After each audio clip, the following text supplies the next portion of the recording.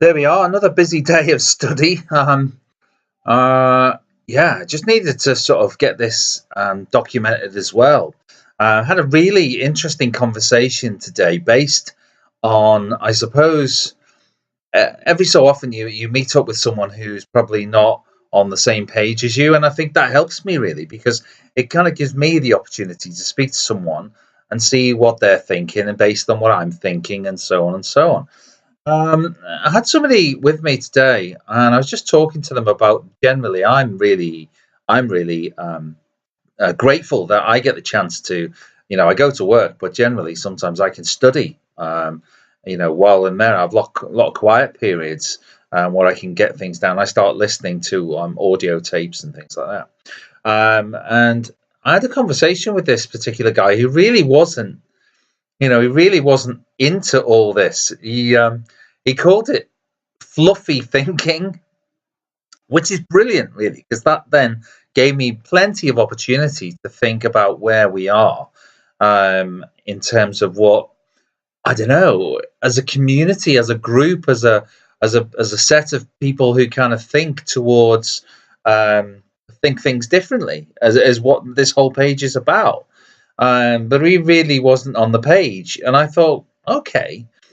So the thing that I think from when I first started this page for turning points was to basically look at where somebody, maybe like that guy there today, has a turning point in his life where he starts to look at things differently. So we kind of go from that fluffy thinking to something else. So initially, when I started, I thought I'm going to be just documenting this for me.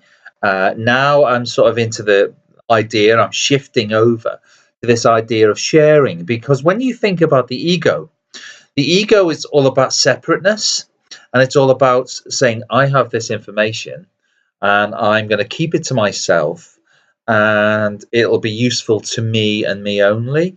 And I think what's happening now with me and the reading that I'm doing, the conversations I'm having with friends and family, and essentially strangers, is that I want to share. I want to share this stuff in order for them to be as exposed as I have been to this information.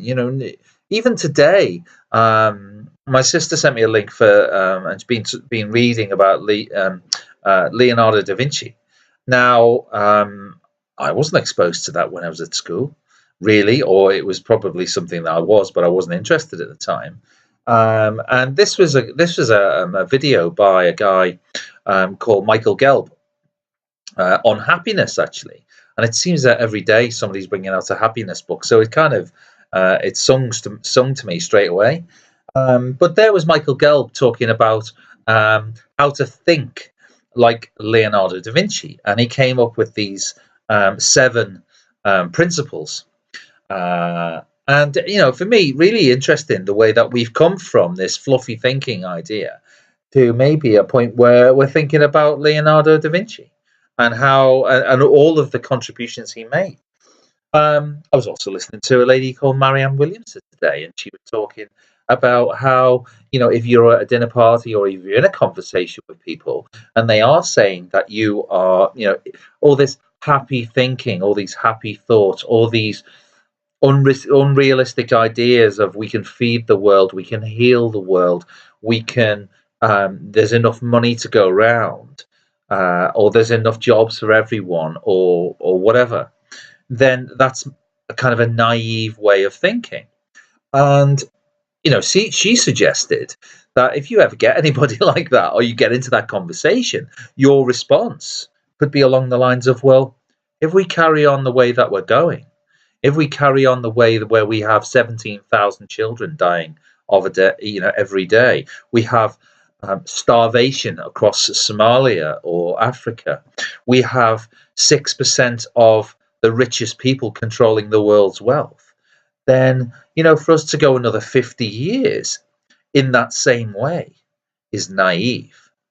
So I think basically, for me, it is a case of sharing. It is a case of bringing this kind of thinking out there, putting it out there. Another friend of mine also said, I don't see the need to put this stuff up on the internet. It's all very well doing it on a personal journey and having a personal journey, but why do you need to share it? And I think that's for this very reason. I think, not everybody is reading Maslow, not everybody is reading Einstein, not everybody is going to, at whatever age they're at, be exposed to the principles of Leonardo da Vinci. So I think, just a very quick run through of those 7 principles has just blown me away today. He talked, and I organize things. I put them into these groups so I can remember them quite easily. And it's A, B, C, D, E, F, G. So if I quickly run through them, he basically expands on this. And if I can find a decent copy of this particular link, I will post it too. He says the art of science, A for art of science, and how that science and spirituality can actually go hand in hand rather than the opposite way. He talks about using the whole brain. There's lots of programs about that now, and we have only scratched the surface with what the brain and the mind can actually do. He talked about the body-mind connection, so B, body-mind, and how we sometimes try and we think that the body is the main influence in terms of what we do, the way we present ourselves to the world. But actually, the mind is where it all starts. Um, our curiosity. See, we have to be curious. And that's what I'm doing. A lot of this stuff is not to be different. I'm just getting curious about it. And Leonardo da Vinci was very curious about things and how things worked and why things worked. So we have to sort of challenge it, which is another thing. We have to demonstrate it as well. And I've said this to my wife, I've said this to my family. I said it's all very well me putting these things up and trying to learn these things, but you have to demonstrate, you have to apply what you've learned. Otherwise, you're just collecting a stack of books and you're not really using them in any way, shape, or form. You're not using them as tools to help you negotiate particular situations. That's the D. We also, for E, have to embrace the unknown. And he talks about Mona Lisa's smile. And, he asked a load of children what they thought Mona Lisa knew, and what had she discovered, this smile, this smirk that a lot of people have talked about over the years.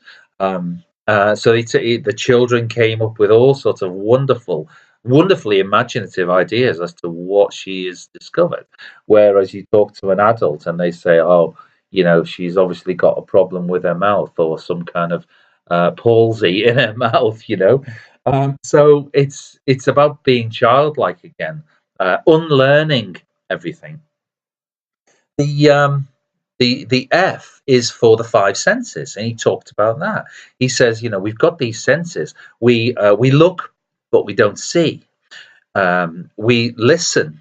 We hear, but we don't listen. He says we eat, but we don't taste. He said we breathe, but we don't smell the aroma. We sort of hold, but we don't feel. So it's all of those kind of things that is sort of within one short video has just brought us, out of the fluffy thinking idea into something that has got much more substance to it. And then finally, the G for me was global connectivity and local connectivity, because I think everybody is connected. That's what I'm getting to now, really, in the reading that I'm doing and the learning that I'm doing. All minds are joined, as in the Course in Miracles. But generally speaking, we're all coming from one particular place. We are all on one planet. We are talking about global citizenship. So we are globally connected. So in that short video, it just kind of moved me to make this video in order to make the jump between someone who is not necessarily ready at this point in his life to embrace the unknown, to where you can go with this, and where it might take you. It's got to be much more better. Much more better. It's got to be better than the Kardashians, as mentioned in the video. So yeah, food for thought, really, and I intend to keep thinking. So have a little think about that yourself. Good one. Good day.